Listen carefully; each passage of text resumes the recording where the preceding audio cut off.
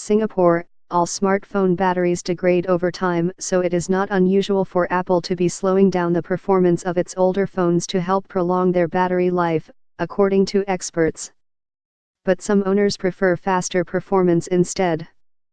They were reacting to Apple's statement on Wednesday, in response to a claim by an app company at the beginning of this week, that it had introduced a software feature in 2016 to prevent phones from unexpectedly shutting down.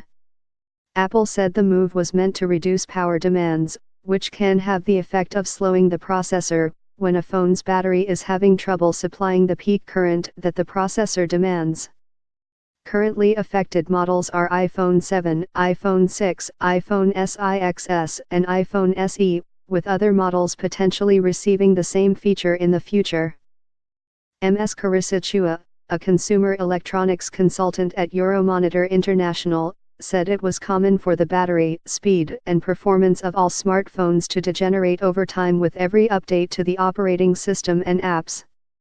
She said this was because with every upgrade to the system, more processing power from the phone's hardware is required, and this will place a greater strain on the battery life of the phone.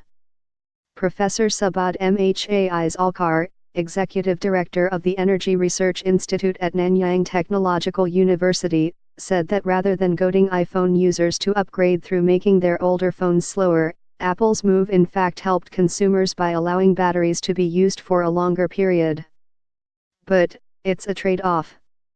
When your battery is degrading, you have the choice of either living with a slightly slower operation of the phone, or changing the battery, he said.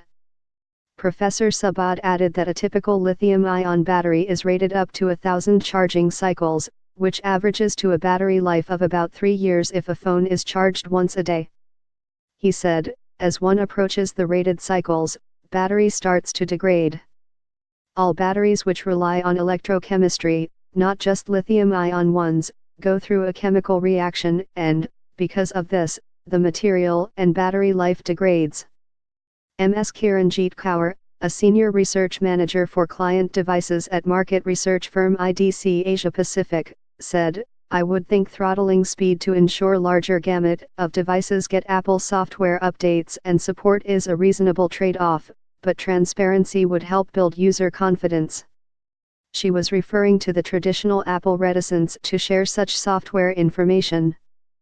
Some iPhone users, who said they would prefer a faster phone, also wanted Apple to be more transparent with the effects of its updates. Civil servant Yavita Chua, 27, said, if it's a trade-off to fix something, then users should know any side effects that are involved from the start. The solution should not be at the expense of the user's experience, which might be affected if the phone slows down.